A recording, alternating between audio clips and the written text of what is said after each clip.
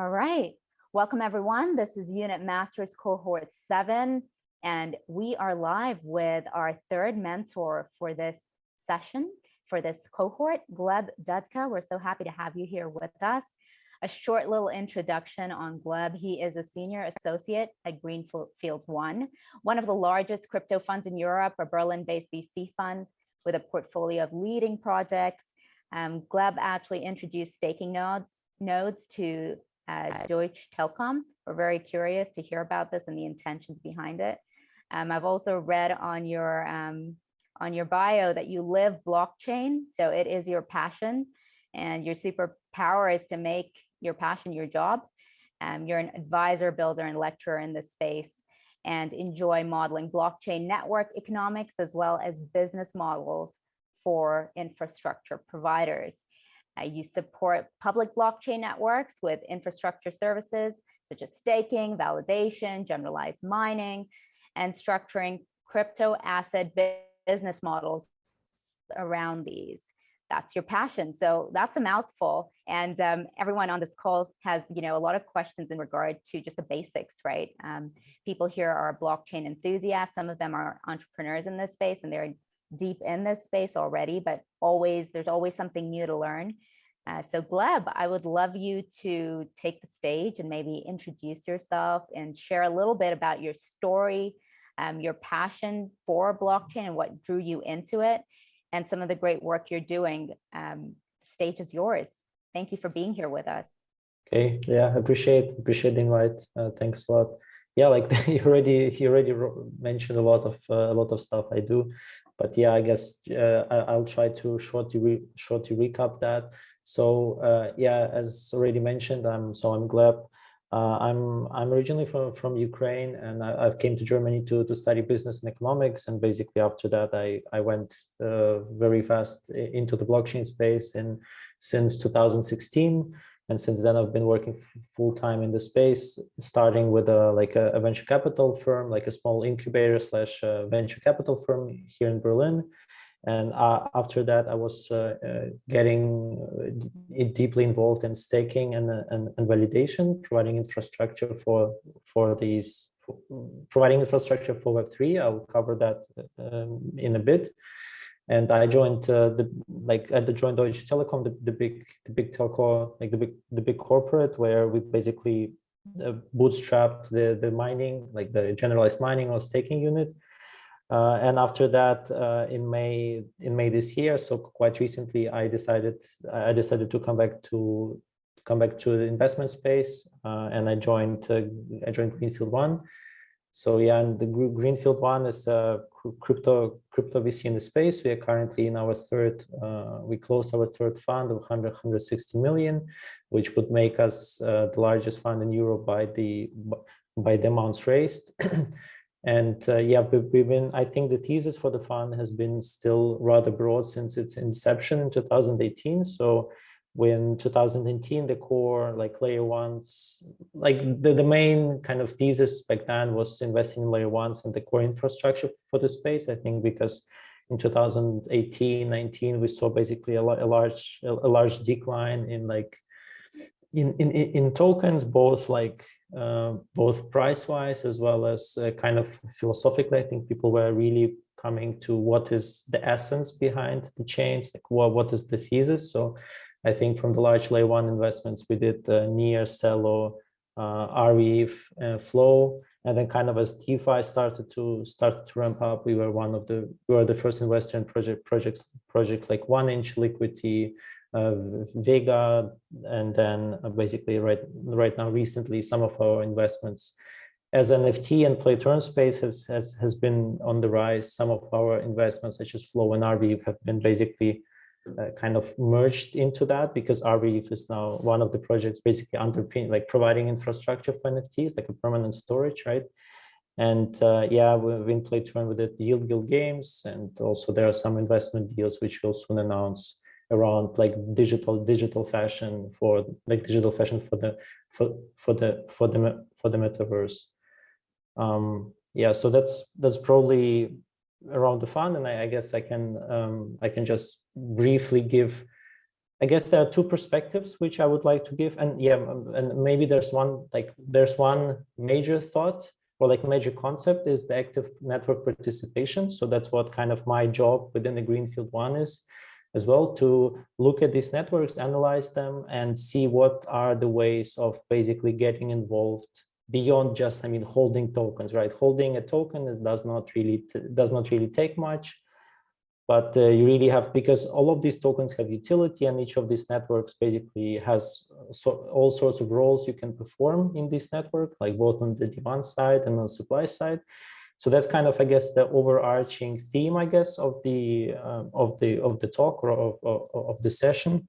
And then that would fall into, I guess, two perspectives. One is kind of what is the role of a big corporate? What can be the role of a big corporate, like such as like telco provider in active network participation? And there, I guess I'll just tell a little bit of a story how we did it there and why it worked, and what maybe were the lessons learned of getting like crypto projects basically from 0 to 1 in a big corporate. And second aspect of that active network participation will then be from the lens of investor, from the lens of a VC, and what should a VC basically look at, or what is the role a VC could play in these networks beyond just like, yeah, again, buying a token and holding and hoping the price to go up at some point, right? Yeah, and I guess feel free to, I have a chat open here, so if you have if you have questions or anything, just feel free. I'll try to like occasionally look at the chat and just add Gleb so I can easily see it, and I'll try to, I want to keep it more interactive because I just want to keep it more like a discussion, more interactive than just one directional speech. Yeah. Okay. Yeah. So I guess I'll start from the basics. What is the active, what is active network participation? So every network we know, so be it blockchain, be it Bitcoin blockchain network, be it Ethereum network, be it like, I don't know, Arweave or any other chain you see, like it basically relies on their demand side and their supply side, right? The supply side is basically the ones who are making this network possible. So they are like most like miners, validators. That would be like, I guess the simple example would be the Bitcoin, the simplest one. The supply side of Bitcoin are the nodes and miners. So they are the ones who basically make the network work, function, validate, like transaction, perform its core job of basically being a like peer-to-peer, like peer-to-peer payment network, being able to permissionlessly, trustlessly, basically transfer Bitcoin money from A to B. So that's arguably one of the roles Bitcoin network wants to fulfill, to create a payment network. And the supply siders who make that goal, or like that goal achievable, are the miners and the nodes who run the core infrastructure, and they get rewarded for doing so. Because if someone is running like miners, I guess you've maybe seen the pictures or heard, like it's pretty costly task. You need to pay for electricity, you need to pay for very exclusive hardware. So basically, why would anyone invest and why would anyone provide that infrastructure to these networks? Because there's some kind of business and economic rationale behind that. And that's the way these networks basically are functioning, right? Bitcoin network pays BTC, the digital asset, to the infrastructure providers, and that allows it to bootstrap the supply side. So it allows the network to incentivize without a centralized actor. So without basically, let's say, Google coming and saying, hey, I have a budget of a few billion, let's create this network. Here's, I don't know, 100 million to Deutsche Telekom, here's 100 million to like Oracle, here's 100 million to AWS. Let's run these nodes, and here's the budget for that, right? The Web3 networks, Bitcoin, Ethereum, they don't have like luxury of that. They start from basically zero, and they need to bootstrap themselves. So the way they do this, they basically promise you, or like in return for providing infrastructure, for acting as a supply sider, you are getting rewarded in the native digital asset of that given network. So Bitcoin, BTC, Ethereum, ETH, and so on and so forth, right? So that's kind of the supply side of the like supply side perspective to these networks. And then there's a demand side. The opposite side is basically the consumers, right? Or the users of, like the consumers, I would say, of that vision, right? Like the ones who go to a blockchain network, they want to use whatever service or whatever the goal that network basically aims to achieve. So Bitcoin, like let's say they want to transfer Bitcoin from A to B. In some other networks, let's say, like one example would be Chainlink. So Chainlink is an Oracle network, and that its own, like its goal or its aspiration to bring real world data on chain. So let's say there's something happens in the real world, like let's say a hurricane happens, or a stock price of Apple goes down 10% or something like that, just as an example. The data only exists in our like real physical world, right? So there needs to, in order for the blockchain applications to be able to use that or utilize that information, there needs to be that kind of bridge to bring that data onto the chain. So, and that again, from the kind of supply side, demand side perspective, I think it's just easier to explain on the Chainlink example. The supply siders are the ones who read the data in the real world and bring it on chain. Right? They monitor, let's say, the stock market, and whichever stock changes by a big, like a large margin, they record that on chain, so that blockchain applications which exist on chain and for whatever reason they need that information, right? They're utilizing those inputs for whatever business logic they want. They would need to read that information. So in that case, those applications are the consumers of the data, they are the demand siders, and the guys or the entities providing that information and reading that monitoring that information are the supply siders, right? So, and I think it's helpful to think in these terms about like every network, like what is the goal? What does the network try to achieve? Both in terms of like personal research, you know, like you see this new coin or something and you're like, okay, so what is that? And then you need to think, what is the goal of that project? What is the goal of that network? And then, of course, one next step would be great to understand how that goal is basically made possible, through which means who are like the users, consumers, and who are the supply siders who are actually making that like vision, let's say, a reality, right? Yeah, I think the question, what is the difference between a network and a project? Yeah, it's, I would say, I think maybe my terminology was not, I was not using the best one. So I would say there's a network and the decentralized application, right? So the networks are the major, like these smart contract platforms, mostly on which the dApps or decentralized applications can be built and deployed, right? So like in terms of technical stack, that's kind of, the most simple example would be like iOS, Android, and like Instagram app, right? You would have the underlying like operating system, which kind of defines the rules of the game for that specific ecosystem or for that specific operation system, let's call it, right? And then there are different applications which can be built on top. And this logic of demand side, supply side is, I think, like there probably are exceptions, obviously, but I think for the most part, it can be applied to both like the networks and also the applications, right? In the traditional world, like if you have a startup, right, you also ideally you would want to understand what is the goal of it, who are the users, who are like the customers, and who is basically the one, like Uber, for example, like the users are the like people who want to drive from A to B, and the supply siders are the Uber drivers, right? And the platform like Uber is the one basically uniting. They're matching one with the other, right?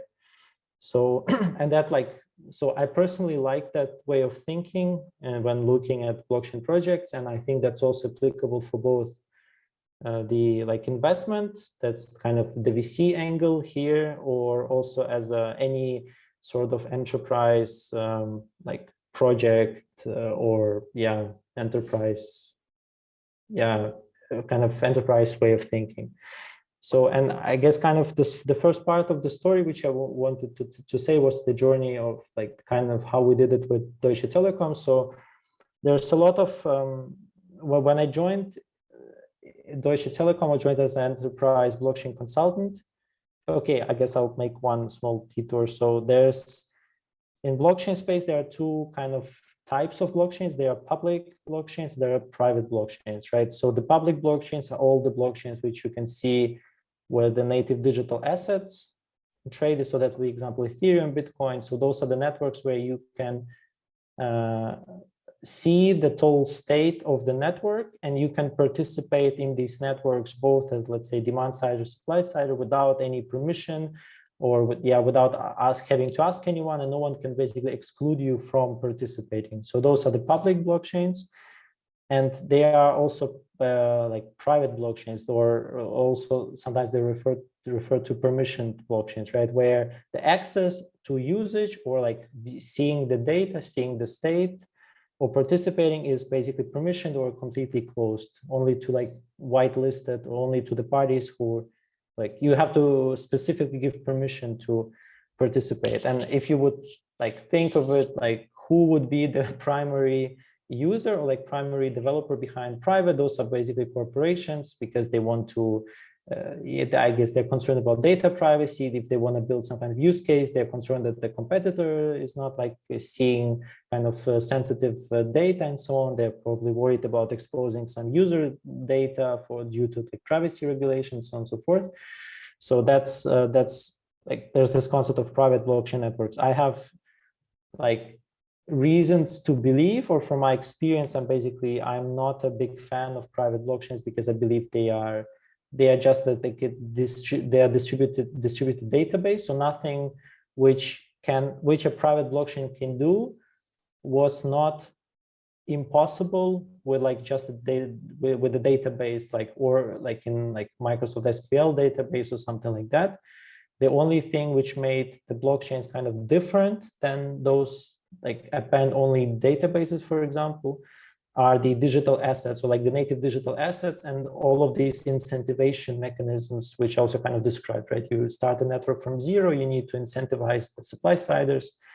And sometimes you also need to incentivize the demand sides as well to come and actually use the platform. That's what a lot of DeFi protocol, like decentralized finance protocols, are doing, right? They are lacking users. So what they do, they kind of offer incentives for using. So if you come and use the platform, you can also think of it as kind of coupons, like invite a friend and get a free delivery, or invite a friend. So the companies are on purpose making not very sound financial decisions for themselves. Like they're giving you a discount, right? Or they're giving you free free lunch. But their bet is that they lock you in the ecosystem, that you become a user, or whatever the product becomes a habit, right? So that's very common in a traditional startup in the Web2 space, with like delivery apps, I don't know, ride hauling apps, and so on and so forth. And we can see that a little bit in blockchain as well.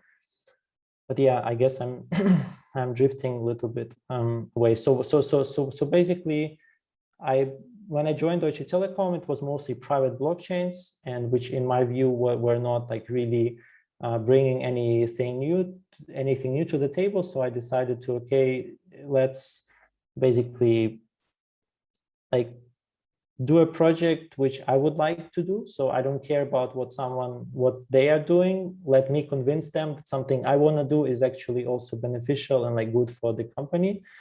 So that's essentially what I did. So the thesis was pretty simple.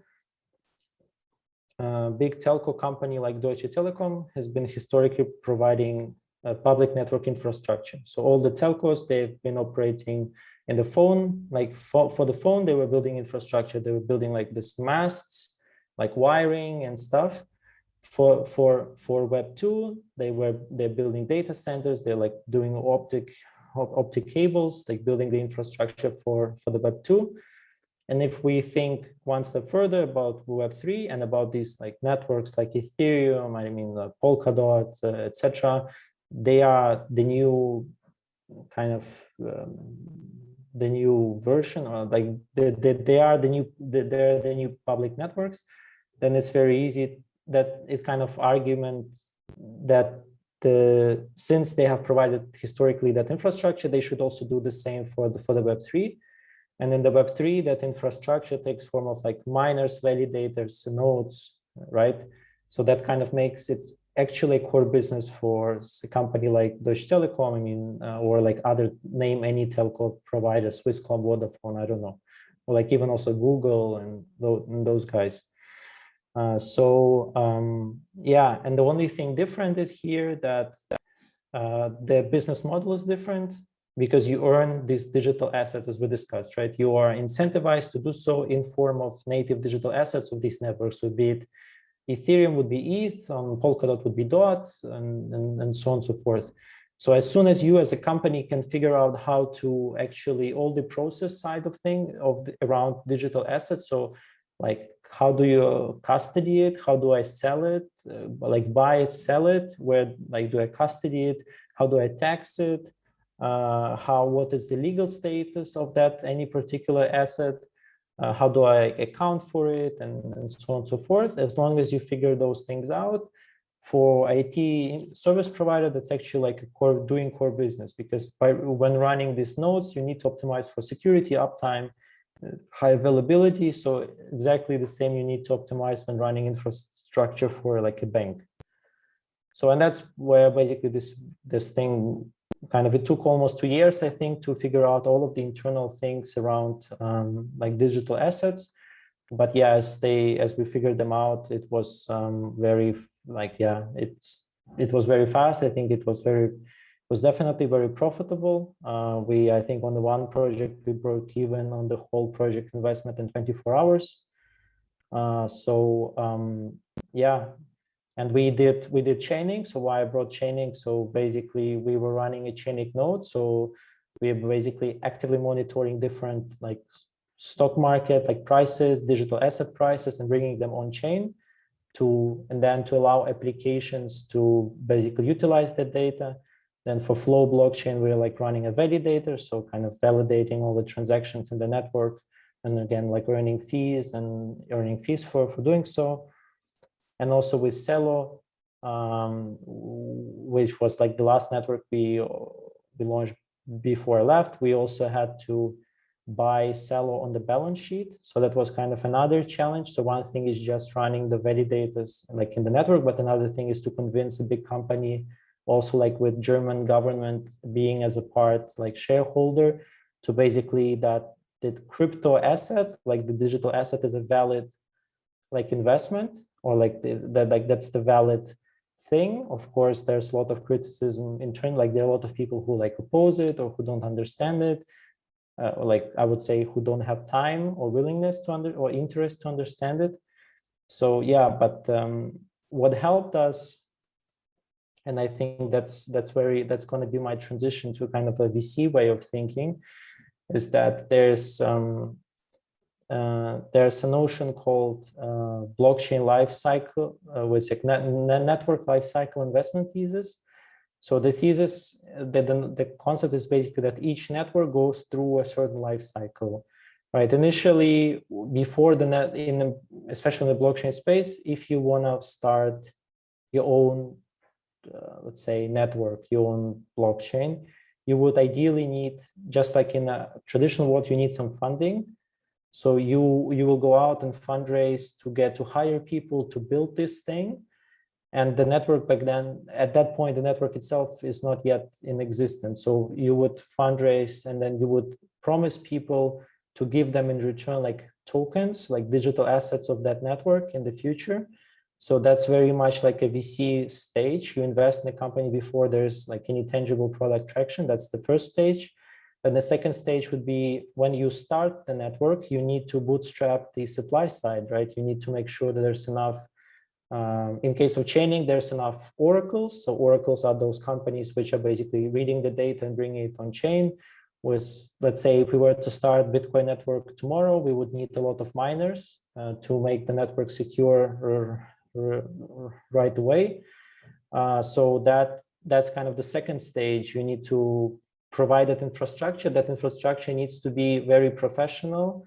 Like the operators or providers of that infrastructure, of those nodes, validators, they need to be professional, secure, and generally know what they're doing right off the start. And at the third stage, once the initial network is bootstrapped, you can think about building applications on top of the network. So what can so now I have this network, maybe it's good for one thing, it's not as good for the other thing. What are the applications, what are the use cases I can build on top of that network? So these are kind of 3 stages. And the argument with Deutsche Telekom, like a big corporate, was that the big corporate like Deutsche Telekom can be involved in all 3 of the stages. So first of all, you can invest in the early stage, like in the token.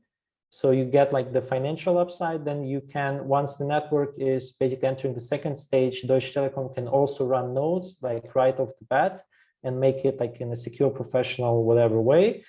And then once the network is more or less like stable, robust, Deutsche Telekom as a big like corporate and like with someone who like access to like large B2C like B2C base, they can also build applications. And basically, and then there's kind of this cycle, because all of the steps within the cycle are synergizing with one another, basically, because if you run good infrastructure, you also drive a lot of value to your kind of, like if you build use cases and which are used, you drive value to your token. And then the token is also involved in this, in the infrastructure provisioning staking process. I don't think I will go too much into that, but there's just this kind of cycle, and each step is supporting any other step. So that's what we that was the thesis why investing in a cryptocurrency, basically, like in a digital asset, had a very kind of in-depth process and strategy behind it. If we were just come to the kind of board and say, hey, there's like a token we like, let's buy it because we believe it's going to go up, I don't think that would have worked. How it worked is that we said that digital asset is an enabler for us to be able to get our way into this network, to become one of those infrastructure providers, because you need that token in order to become one. And that would allow us to actively participate in that network, earn the transaction fees, build use cases. So the more use cases we build, the more transaction fees are basically coming to us. So that's kind of our entry ticket into that business model. So that I believe how it basically why it worked. So that's that's. Thank you, Gleb. We've got a couple of questions piling up in the chat. So I think we can run through a few of them. Over here, Ksenia says, what is the sense of a private blockchain? What do you think? Is there any use case where a private blockchain is something that should be considered over a public one? So she says, since it speaks against really open source when it is available only with a special permission. So in other words, to summarize, what's the difference between private and blockchain and a public blockchain? And is there any use case where people should consider private blockchains? Yeah, like I would, where I stand right, and the space is moving very fast. So whatever I think right now I can be proven wrong maybe in a year or two. But what I think right now is that I would be very skeptical about private blockchains, because as discussed, they are not bringing anything new to the table, because they lack that token, that like business and incentivation construct, like concept behind them.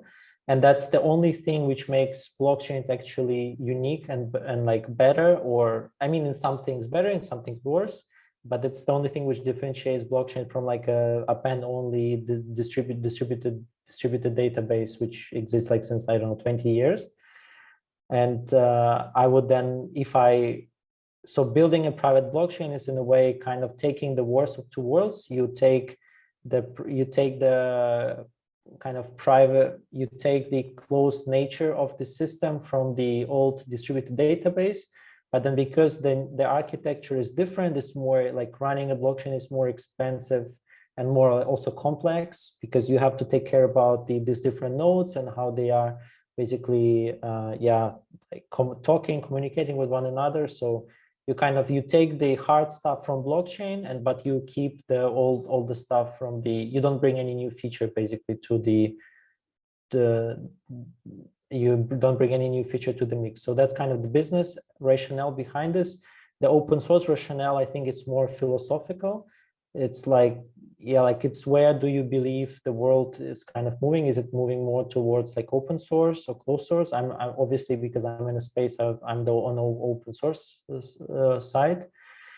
But yeah, I think there are a lot of people who make comparisons to the Web 2, where at some point companies were trying to build their own mini internets instead of just adopting like the open and the public one. So I think with blockchains, it's similar dynamic, where there's this new beast, and then companies are thinking, okay, so we have innovation budget, let's take that and let's build our own product, brand it, and let's say that's the kind of telecom internet, or that's like the whatever, I don't know, Amazon internet, right?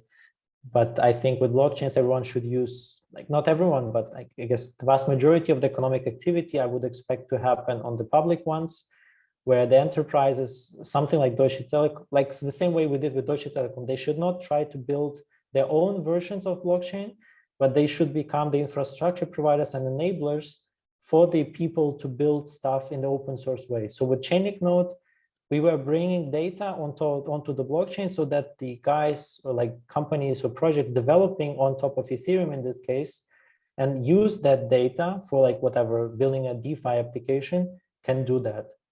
And the company will be making money. Like the bet is on growth of usage and like of those applications, instead of trying to build something from scratch. Yeah, I hope I could answer that. Yeah, Ksenia actually responded in the chat. She said, thanks, Gleb. It is what I actually meant regarding my question on the private blockchains, the philosophical side of the story. So thank you for answering that. We have another question from Mark here. He said, since there are so many blockchains, you've kind of touched on this already, but maybe go into it a little bit more. He says, the first or second layer, how feasible is it business-wise to start and develop a new blockchain completely?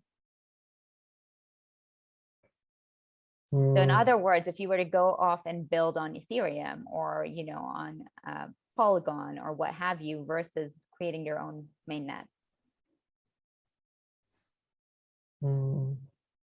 Yeah, it's very like multifaceted question. I mean, it's hard to say, because it depends what you want to build. If you want to build like a new operation system and you believe the current ones are not, for whatever reason, fit for any given like use case or set of use cases, and of course anyone is, it's open source movement, so anyone is free to go out and develop their own version, like with basically, because all of the others are open source as well, you can easily fork the code and you can basically adjust a few parameters and then launch your own layer one. But then the same kind of consideration will come in play. How do you bootstrap the like supply side? Where do you get the users from? And then kind of the implicit question there is there enough room for a new layer one in 2021? Because there are a few different like trade-offs you can make when I think that there's like blockchain trilemma, right? The decentralization, security, and scalability, or like speed. So, and then I think the blockchains which are there today, they're already kind of different combinations of them. Some of them optimize for higher throughput, but for that they may be sacrificing some of decentralization. And the others, like Bitcoin, let's say, they don't care about the speed, but they just care about being the most secure network there is, right? So there are these different combinations of these trade-offs, and then I mean, the valid question would be, okay, has everything already have been tried? Like all the trade-offs have been tried? Probably not. I guess I would expect there to be other attempts, or like other twists to how to solve that trilemma in a more better or efficient way. But yeah, so that's, but I think there was a second dimension to that question. Let me quickly check. Okay, I cannot find it. Yeah, for businesses wise to develop a new one. Yeah, so I think that's definitely a very hard task to develop a new layer one. For businesses, probably not. Yeah, because again, if the business is doing that, it will have some limitations on the permissionlessness and so on. There's a question from Yep over here. Thank you, Gleb. Thanks for that. She asked, can you elaborate a bit on the token economics from the perspective of an investor? So for instance, what are sustainable economic models, best practices, maybe give some examples, which ones are maybe hyped and not so sustainable, and how does one assess long-term viability of a project? There are lots of questions in there, so you can take them one at a time. Yeah, so yeah, I guess just before answering that question, I will kind of make that transition to a VC, like VC way of thinking. So so far we basically took that logic of like demand side, supply side, applied that like in the context of like enterprise or like just in general, right? We do the same as investors, with traditional startup. I'll do differently. So there are different ways how a venture fund can get involved in supporting the project, right? In the traditional world, the venture fund, and that's also kind of what venture funds promise the projects to do, is to actively support them, like in making their vision a reality, right? So there are a lot of things, like very traditional things like hiring, maybe like strategy, maybe like network, like introducing founders to like other, I don't know, other projects or other interesting, like facilitating some partnerships and so on.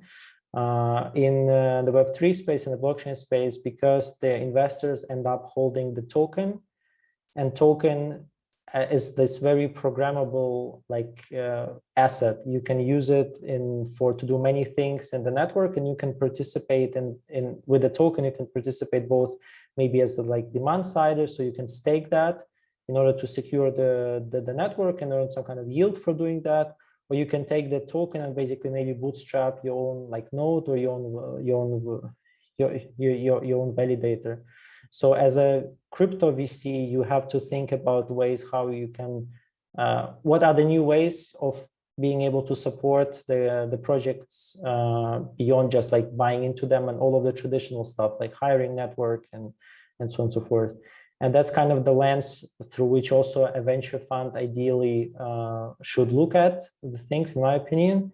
And that's also the way we try to do that. So we as a fund, we also like run validators for a few projects we support.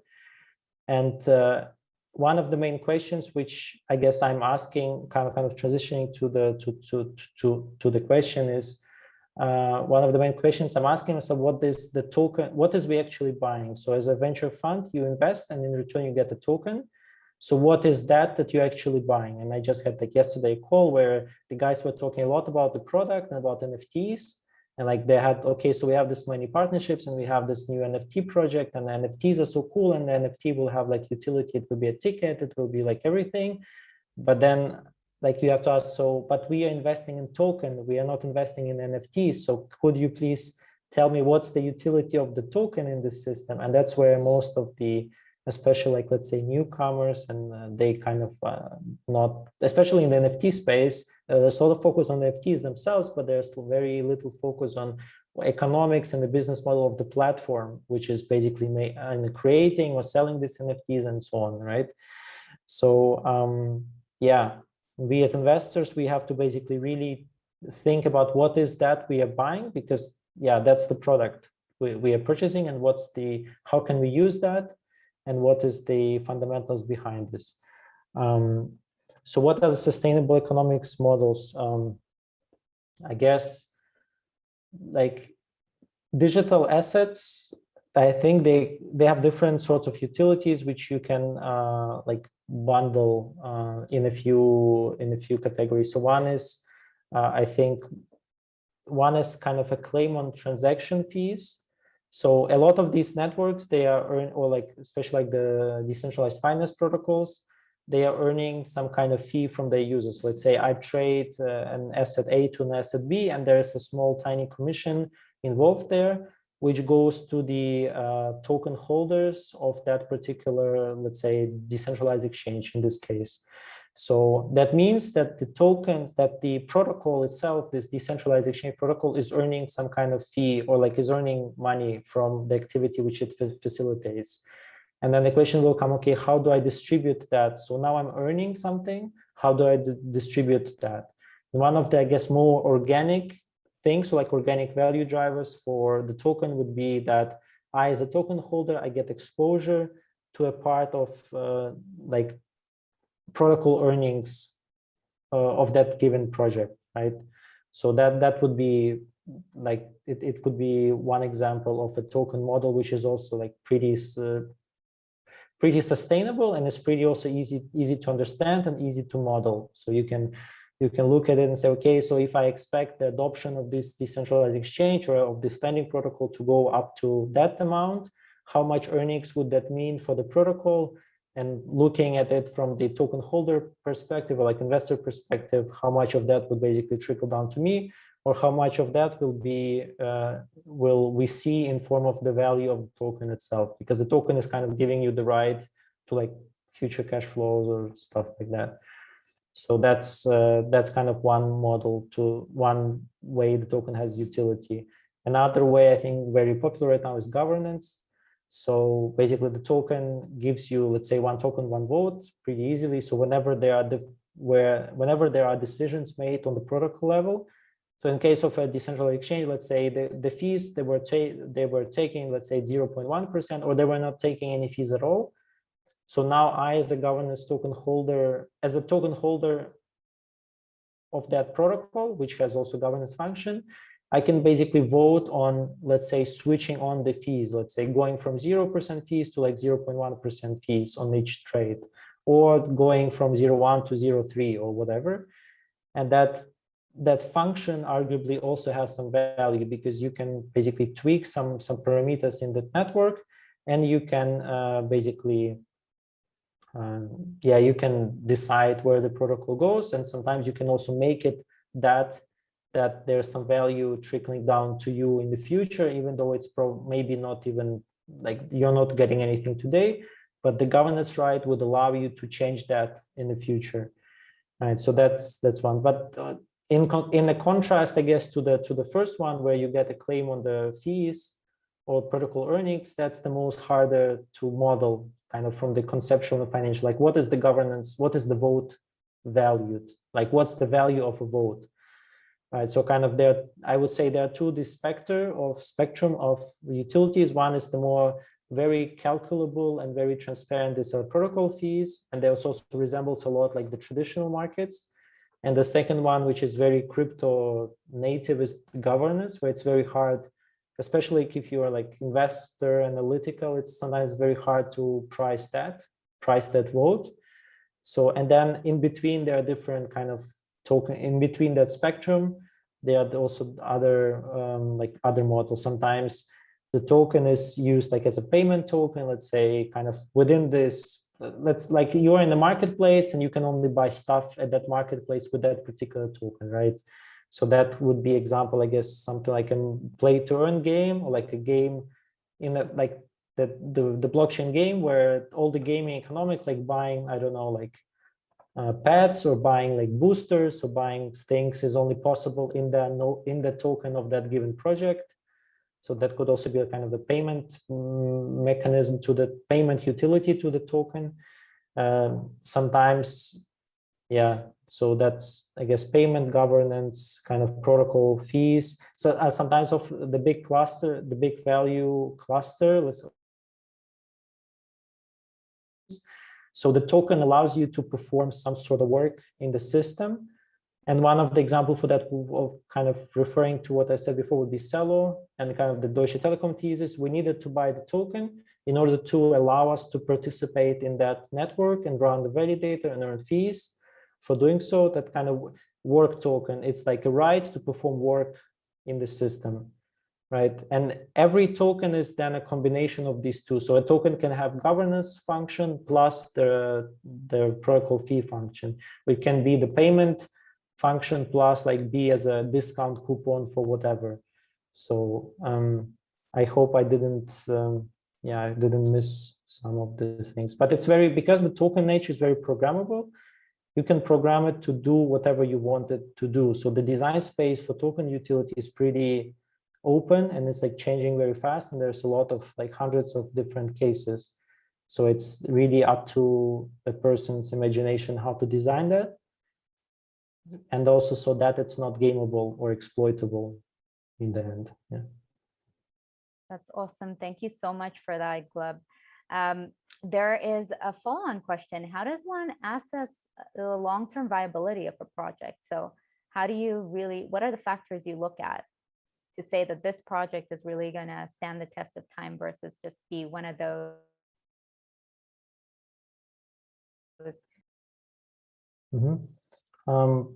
Yeah, I think I'll focus on the crypto specific topics, because if you look at the traditional startup, you also think about the team, about the product market fit, about the market itself, how it's growing, whether it's expanding, shrinking, or whatever. I think you do the same thing in crypto, but then there are kind of additional things, I guess, which you look in terms of the token model itself being let's say long-term sustainable. Like one of the examples is which we see in DeFi and sometimes in play to earn in gaming space, is that the project wants to bootstrap the demand side. So they want to attract users or players to the game. And for playing, they reward you with that like one token. So they have one token which you reward users or players with. But there's not enough, there's no more functions to that token, or like the other functions are arguably like very weak. Let's say you can only buy like some whatever pet or sword in a game with that token. So looking from the investor standpoint, I would argue that that's not a long-term sustainable, because you only get, there's no utility. You issue those tokens basically in perpetuity, like for new players, you subsidize the new players. But what they do, they just will sell the token on the market. So I don't have any positive expectations of that token economics in the future without there being additional utility for the players of that token. If it's just about the reward token, like just the token is just a reward for performing a task, like XYZ, whatever. So that basically and a lot of games basically went that route. There's like the Axie Infinity, which has a 2-token model. So, and then there are games, for example, which have just 1-token model. And that's one of the like red flags, because the Axie Infinity, for example, they tried to kind of create, like they have the reward utility and payment utility for the marketplace is in 1 token. But there's a second token which basically acts as like a governance, like has a governance utility, and you can also kind of stake it in the network. So it's also kind of, it has a financial component of incentivizing staking it and so on. So yeah, I guess so this is just one example how you would think about sustainable versus non-sustainable, is to see where the token goes. Like what is the number utility, or like the strength, arguable strength of the utility for any given token, and how the economics of that given application basically how it synergizes with like within it itself. Yeah, yeah. Again, I guess I gave like one answer, but there's a lot of different things. I just gave the first one. We could keep you here for an hour extra. There's a lot to go through. Thank you so much for that solid explanation, Gleb. We are actually going to break out into rooms now so that people can discuss their key takeaways. We do this at the end where we have 10 minutes. You're more than welcome to stay, Gleb. Of course, if you want to drop off, that's fine too. There's been a lot of learnings here, so it would just be a little time for people to bond, to get to know each other, share some of the insights, share some questions. And tomorrow we then have a crypto coaching session with Yip, where we can discuss the assignments for this week and anything that's come through even from Gleb's session, right? All right, so I'm just going to open out the breakout rooms. Gleb, please feel free to stay or drop off. Thank you so much for your time and spending this 45 minutes with us. Well, 50 minutes. It's been great. It's been absolutely great. Appreciate the invite. Yep, thank you. Thanks, everyone. Have fun, enjoy, explore the space, I guess. It's pretty, like, yeah, I guess the last thought is like there's a lot of the blockchain space is very multifaceted. So there's something for gamers, there's something for like DeFi, for like finance guys, for economics. There's a lot of experiments going on.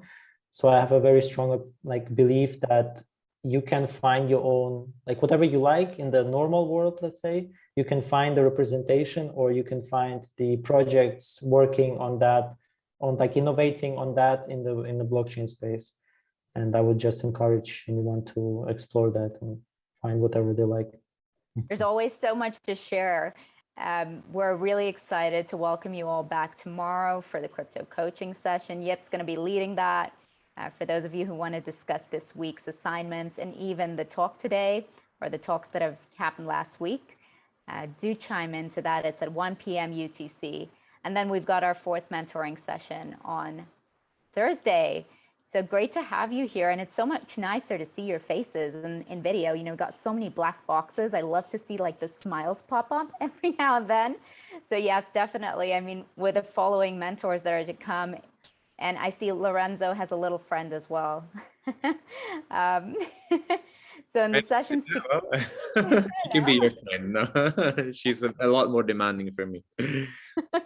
But it would be amazing if we have some of us share our videos for the following mentoring sessions, just because it gives the speakers so much more warmth and they feel like sharing, and then they know they're not just talking to a box. So thanks for being here, everyone, and good luck with this week. See you in the chat and see you tomorrow and on Thursday. All right. Thank you. Bye. Bye, everyone. Bye. Thanks, everyone. Bye-bye. Bye.